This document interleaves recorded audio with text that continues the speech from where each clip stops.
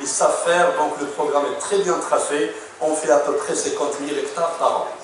Et donc on est vers en bonne voie vers les 1 million d'hectares et on veut le dépasser d'ici 2030. Bonjour, je suis Doha Ahmidou, étudiante en génie rural et responsable du forum GR Entreprise de l'Association marocaine des élèves ingénieurs en génie rural qui célèbre en fait ses 23 ans cette année.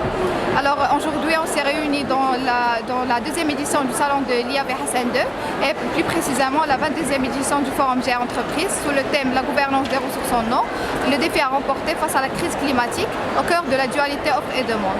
Alors le choix de la thématique vient de le contexte de la sécheresse et la rareté des ressources en eau que connaît le Maroc. Et donc on peut dire que cet événement était un vrai succès sous la présidence du Monsieur le ministre Mohamed Settaki et la présence des sociétés œuvrant dans le domaine du génie rural, je précise GESA, CAPEP, Amundi et Redal. Qu'est-ce que vous avez pensé? Alors, c'est très intéressante cette question-là. Pour l'agriculteur, donc, il faut vraiment s'engager dans le processus de la technologie. Il ne faut pas être vraiment peur de la technologie.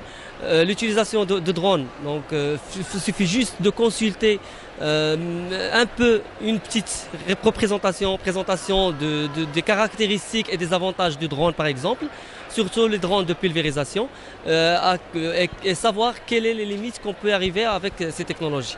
Donc on parle ici, comme je vous ai expliqué, de gains en énergie, en produits, en eau, surtout en eau. Donc par exemple, on a passé de 100 litres pour des produits de 100 litres d'eau à juste à 20 litres d'eau pour la même dose et la même culture, par exemple le betterave.